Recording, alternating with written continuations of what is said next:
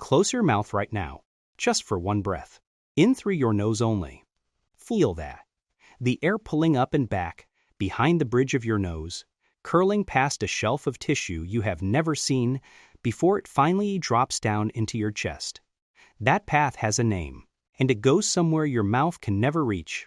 There is a nerve tucked up behind your nostrils that runs in a straight, unbroken line into the part of your brain that decides what you remember and what scares you. No detours, no relay stations, just a direct wire from the inside of your nose into your amygdala and your hippocampus. Breathe through your mouth, and that wire goes dark. Here is why that matters more than it sounds like it should. Do you wake up with a mouth that feels like sandpaper? Do you hit a wall around 3 p.m. where your focus just falls apart, no matter how much coffee you throw at it? Does your resting heart rate never quite seem to settle, even on a slow day? Have you ever caught yourself mid-conversation with your mouth hanging open, no idea how long it had been that way? I spent 3 weeks taping my mouth shut every night to find out how much of that was actually about breathing. Not the wellness influencer version of this story, the actual mechanism, the actual nerve pathways, the actual chemistry of what changes inside your skull, depending on which hole the air goes through. Here is what is actually happening inside your head when you switch. That nerve I mentioned a minute ago, the one that skips straight to your fear and memory center, it is called the olfactory nerve, and it is doing something almost no other sense gets to do. Every other sense you have, sight, sound, touch, has to pass through a relay station deep in your brain called the thalamus before it reaches anywhere else. Smell does not. Signals picked up by the olfactory epithelium, a postage stamp-sized patch of tissue high in your nasal cavity, travel straight up through tiny holes in a bone called the cribriform plate, straight into the olfactory bulb, and from there, directly into the amygdala and hippocampus. Fear, memory, no layover. And that pathway only lights up on a nasal inhale. In 2016, a team at Northwestern University, led by neuroscientist Christina Zeleno, put that difference under a microscope. They had participants breathe through electrodes while doing memory and fear recognition tasks, then compare what happened when they inhaled through the nose versus the mouth. The results were strange enough to make headlines. When people breathe in through the nose, activity in the amygdala and hippocampus synchronized with the rhythm of the breath itself, rising and falling in step with each inhale. People were faster at recognizing fearful expressions and better at recalling images, but only during nasal inhalation. Switch to mouth breathing, and the synchronization disappeared completely. Your brainwaves, quite literally, were tuning themselves to the rhythm of your nose, the way a radio dial locks on to a station the second you land on the right frequency. Off that frequency. Static. That is not the only thing your nose is doing that your mouth cannot. Tucked inside your nasal cavity are 3 curled shelves of bone called turbinates. The tissue your breath brushed past a minute ago. They dramatically increase the surface area the air has to cross, which is how your nose warms, humidifies, and filters every breath before it ever reaches your lungs. Your mouth skips all of it. Cold, dry, unfiltered air, straight to your airway. But the turbinates are doing something else, something most people have never heard of. The lining of your sinuses constantly produces nitric oxide, a gas your body uses as a signaling molecule. Breathe through your nose, and you carry that nitric oxide down into your lungs with every inhale, where it widens the blood vessels lining your airways and lets more oxygen cross into your blood. Physiologist John Lundberg and colleagues at Sweden's Karolinska Institute were among the first to map this out.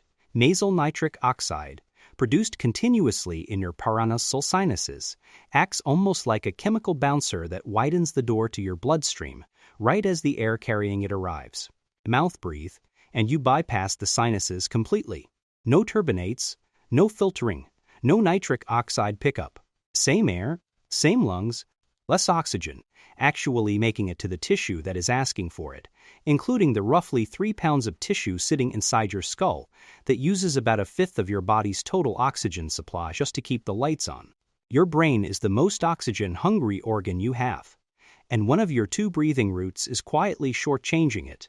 There is a second nerve involved too, separate from smell entirely. The inside of your nose is lined with trigeminal nerve endings, the same nerve that lights up when menthol makes a stuffy nose feel clear, even though the airflow has not actually changed. Every nasal breath brushes across those receptors, sending a steady stream of low-level signals into your brainstem that mouth breathing simply skips. Some researchers think this is part of why nasal breathing feels more alert and mouth breathing feels more sluggish, independent of oxygen or carbon dioxide at all. It is not just the air, it is the sensation of the air moving across a nerve, dated specifically to register it. That same phase locking does not stop at memory and fear, either. Other work tracking brain activity during breathing has found the rhythm of your breath also nudges activity in networks tied to attention and alertness, spreading toward the frontal cortex, the region doing your planning and focus. Slower, nasal, rhythmic breathing appears to steady that signal. Fast, irregular mouth breathing appears to scatter it. There is also a slower rhythm running underneath all of this. Your nose does not work both nostrils equally at once. Over the course of a few hours, airflow shifts to favor one nostril over the other, then swaps, a pattern researchers call the nasal cycle, driven by your autonomic nervous system alternately congesting and decongesting each side. It is one more example of how much unconscious engineering is happening in the structure most people think of as just a hole air goes through. There is a reason the system is built so aggressively into your biology from day one. Newborns are, for the first several months of life, almost obligate nasal breathers, built to breathe through the nose specifically so they can nurse and breathe at the same time without choking. Developmental biologists have long pointed to this as evidence for how central nasal breathing is to normal early airway development, not an optional habit layered on top of a more basic system, but close to the default your body was built to run. Breathing rhythm does not just influence which brain regions synchronize with it, either. Some recent work has found it may influence the physical flow of cerebrospinal fluid around the brain, the fluid your brain uses to flush out waste while you sleep. Slower, more rhythmic breathing appears to move more of that fluid than fast, irregular breathing does. It is an active area of research, not a settled fact, but it is one more thread connecting how you breathe to how well your brain cleans house overnight. Put it all together. The direct nerve line into your fear and memory centers, the oxygen boost from nasal nitric oxide, the trigeminal alertness signal, the slower rhythm in training your frontal cortex, and your nose stops looking like a simple air filter and starts looking like a control panel, wired straight into your skull. Think of it like a surge protector sitting between the outside world and your brain's electrical system. Route your breath through the nose, and it passes through every safeguard built into that panel, filtered, warmed, oxygen-boosted, phase-locked to the exact brain regions that handle memory and threat detection. Route it through your mouth, and you have plugged straight into the wall, bypassing every one of those safeguards at once. Same air, same lungs, completely different route into your head. I wanted to know if any of this would actually show up as a number, not just a feeling. So for 3 weeks, I slept with a strip of porous tape sealing my lips. Not fully sealed, just enough resistance to keep my mouth shut through the night, and wore a pulse oximeter to track my blood oxygen while I slept. The first few nights were rough. I woke up twice checking whether the tape was actually letting me breathe, more out of anxiety than necessity, and it took the better part of a week before I stopped noticing it was there at all. Week 1. Mouth breathing, unrestricted. Average nighttime oxygen saturation hovering around 93%, with dips into the high 80s during the deepest parts of sleep. Week 3, nose only. Average climbed to 97%, and the dips mostly disappeared. I also felt the 3 p.m. wall move, not vanish, just move, from early afternoon to almost the end of my workday. That is not a controlled study. That is one nervous system, tracked for 3 weeks. But it lined up, breath for breath, with what the research says should happen. Here is why that oxygen and memory story is only part of it. 4 more systems shift the moment you switch which hole the air goes through. Reason number 1. Carbon dioxide. Mouth breathing tends to be fast and shallow, and fast, shallow breathing blows off more carbon dioxide than your body actually wants to lose. That matters because of something called the Bohr effect, first described by Danish physiologist Christian Bohr back in 1904. Hemoglobin, the molecule in your blood that carries oxygen, holds onto that oxygen more tightly when carbon dioxide levels drop. Less carbon dioxide in your blood does not just mean nothing. It means your hemoglobin becomes stingier, gripping oxygen, instead of releasing it into the tissue that is asking for it. Your muscles, your organs, your brain. Nasal breathing is naturally slower and more resistant, which keeps carbon dioxide closer to where your body wants it. Mouth breathers can look perfectly oxygenated on a pulse oximeter and still be starving their own cells of oxygen at the delivery stage. Oxygen's in the blood. It just will not let go. This is part of why endurance athletes deliberately train nasal-only breathing at low intensities, not to get more air in, but to keep carbon dioxide from dropping too far, so the oxygen already in the blood actually unloads where it is needed. Reason number 2, your vagus nerve. Nasal breathing naturally slows you down and pulls the work lower, into your diaphragm, instead of your upper chest. That kind of slow, deep, belly-driven breath sends a steady stream of signals up your vagus nerve, the main cable connecting your gut, heart, and lungs to your brainstem, into a relay station called the nucleus tractus solitarius. Psychologist and neuroscientist Stephen Porges built an entire framework, polyvagal theory, around how much of your nervous system state gets set by exactly this kind of signaling. Whether your body reads the moment as safe enough to rest and digest, or dangerous enough to stay braced. Mouth breathing tends to be faster and shallower, living higher in the chest, sending a very different signal up that same nerve, one that keeps your nervous system leaning toward alert instead of settled. Same nerve, opposite instructions, depending on which hole the air came through. That is a big part of why nasal breathing is the backbone of most modern breathwork and meditation techniques. Not a wellness trend, but a fairly direct lever on a nerve most of your body listens to. This shift shows up in something wearables now track directly. Heart rate variability, a marker of how flexible your nervous system is at shifting between stress and recovery. Nasal, diaphragmatic breathing tends to raise it. Mouth breathing, chest first and shallow, tends to suppress it. Reason number 3, what happens while you are unconscious? Mouth breathing at night is linked to more microarousals, brief, often unremembered jolts out of deep sleep, sometimes dozens of times a night. Deep sleep is when your brain runs its clearance system, flushing out metabolic waste that builds up during the day, and when memories from that day get filed into longer-term storage. Fragment that stage enough, and you are not sleeping less, you are sleeping in pieces, without ever noticing you woke up. Nasal breathing at night, for people without an obstruction, is associated with fewer of those microarousals and more time spent in the deep stages where that cleanup work happens. You do not remember the arousals.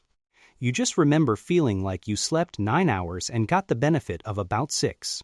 Some sleep researchers now consider habitual nighttime mouth breathing a red flag worth screening for, the same way loud snoring is, precisely because of how much of that repair work gets cut short. Reason number 4. What actually reaches your lungs? Those turbinates I mentioned earlier are not just warming the air. They are an obstacle course, and most airborne particles do not make it through. Dust, pollen, and a large share of the bacteria and viruses riding in on every breath get trapped in mucus and swept back out before they ever reach your lungs. Mouth breathing skips the obstacle course entirely. Whatever is in the air goes straight down, unfiltered. Which is part of why mouth breathers tend to report more throat irritation, more colds, and drier airways, especially overnight. It is also part of why chronic mouth breathers, especially children whose airways are still developing, are more prone to recurring upper respiratory infections. The frontline filter simply is not in the loop. Same room, same air. One rut runs it through a filter. The other does not. Reason number 5. Brain temperature. Your nasal passages sit close to a network of blood vessels that feed directly into your brain, and evaporative cooling from nasal airflow may play a small role in keeping brain temperature from drifting upward during exertion, something researchers have studied more thoroughly in animals than in humans, but which lines up with a pattern seen in nasal breathing endurance athletes. Less reported heat-related fatigue during long efforts, even after controlling for pace. It is the least settled item on this list, But it is a reasonable hypothesis for why nasal breathing during long, hard efforts seems to buy people a little more before the wheels come off. Before you go tape your mouth shut tonight, here is where people get this wrong, and how to actually build the habit instead of forcing it. Mistake number 1. Closing your mouth without fixing where your tongue sits. If your tongue rests low, on the floor of your mouth, your jaw tends to drift open on its own, especially in sleep. You can tape your lips shut and still end up mouth breathing behind the tape. The fix is simple. Rest the tip of your tongue gently against the roof of your mouth, just behind your front teeth, and let that become the new default. Mistake number 2. Going straight to sleep with your mouth taped before testing nasal breathing during the day. If your nose is even partly congested, allergies, a mild deviated septum, a cold, forcing nasal-only breathing at night can leave you gasping instead of resting. Test it awake first. If you cannot comfortably breathe through your nose sitting still for 2 minutes, do not tape anything yet. Mistake number 3. Treating this as all or nothing. Trying to force nasal-only breathing through a hard workout in week 1 usually just means you mouth breathe anyway, out of necessity, and get discouraged. Build the tolerance in layers instead. Mistake number 4. Ignoring the underlying cause of congestion instead of addressing it. If allergies, chronic sinusitis, or a structural issue are the reason your nose feels blocked most of the time, no amount of taping or tongue posture work fixes that on its own. You are fighting the symptom while leaving the actual obstruction in place. Treating the root cause first makes every other step on this list dramatically easier. None of these mistakes are dangerous on their own. They just mean weeks of effort with nothing to show for it, which is usually what makes people quit before the actual benefits show up. How to actually progress. Start with daytime awareness. Every time you catch your mouth open, close it, and breathe through your nose for the next few minutes. Once that is automatic, take it into light exercise. A walk, an easy bike ride, anything where nasal-only breathing feels uncomfortable, but not impossible. That discomfort is your carbon dioxide tolerance building. Only after both of those feel normal should you consider anything at night, and even then, start with a light strip of porous tape across the lips, not a hard seal, so your mouth can still open if it genuinely needs to. Once nasal-only breathing feels normal during light cardio, the last stretch is harder exercise, sprints, heavy lifting, anything that spikes your breathing rate. Most people will still flare into mouth breathing here, and that is fine. The goal was never to nasal breathe through every rep, just to build enough tolerance that your default, resting state does not default to mouth open. One safety note, because this matters. If you snore heavily, wake up gasping, or have ever been told you might have sleep apnea, do not start taping your mouth at night on your own. Restricting your mouth in the presence of an undiagnosed breathing obstruction can make a dangerous problem worse instead of better. Get evaluated first. This is not about being cautious for its own sake. Restricted breathing on top of an already narrowed airway is one of the few ways a low-risk habit becomes a real one. For most people without that history, nasal breathing work is low risk. But that one exception is worth taking seriously. Here is the part that makes this bigger than a breathing tip. Your vagus nerve does not just respond to breath. It is the same nerve monitoring your heart rate, your digestion, and your gut, feeding a constant stream of information back up to your brainstem about whether your body considers this moment safe. Polyvagal theory frames this as a kind of internal weather report, running continuously beneath conscious awareness, and how you breathe is one of the few pieces of that report you can consciously change in real time. That means nasal breathing is not just a lever for one moment of calm before a stressful meeting. Do it consistently enough, and you are sending your nervous system thousands of extra "we are safe enough to rest" signals a day, compared to someone breathing through their mouth, signals that, over months, appear to shift how quickly your whole system recovers from a stressor, not just whether you feel calm in this one instant. The same pathway that lit up in the Northwestern study, amygdala, hippocampus, brainstem, is not a closed loop that only matters during a memory test. It is running every time you breathe, all day, quietly deciding how much of what is around you gets flagged as a threat worth remembering. That is a different kind of leverage than most stress advice offers. You are not managing a feeling after it shows up. You are editing one of the raw signals your brain used to decide there was something to feel in the first place. So here is the simple version, distilled into something you can actually do. Step 1. Close your mouth right now and notice how different that first nasal breath feels compared to how you have been breathing while watching this. Step 2. Through the day, every time you catch your jaw hanging open, close it, and let your tongue rest against the roof of your mouth. Step 3. Take nasal-only breathing into light exercise before you take it anywhere else. Step 4. Only after the daytime habit is automatic, consider a light strip of tape at night, and only if you have ruled out sleep apnea or significant congestion first. More oxygen actually reaches your cells. A nervous system that defaults to calm instead of alert. Deeper, less fragmented sleep. A direct line into the parts of your brain that handle memory and fear, active only when you use it. That is the whole list, and it costs nothing but which hole the air goes through. One important note before you try this. Mouth taping is not for everyone. If you cannot comfortably breathe through your nose because of severe congestion, untreated allergies, a deviated septum, or if you suspect you have obstructive sleep apnea, do not tape your mouth shut. The goal is not to force air through a blocked airway. TD is to encourage nasal breathing when your airway is already clear. If you are unsure why you breathe through your mouth at night, talk with a healthcare professional before trying it. If this changed how you think about your own breathing, that is exactly what Feynman Decoded is for. Hit like, subscribe for more of the hidden mechanisms running your body without your permission, and tell me in the comments what your own numbers look like if you try the same 3-week test I did. Send this to the person in your life who breathes through their mouth all night next to you. They will thank you, eventually. Close your mouth. Start now.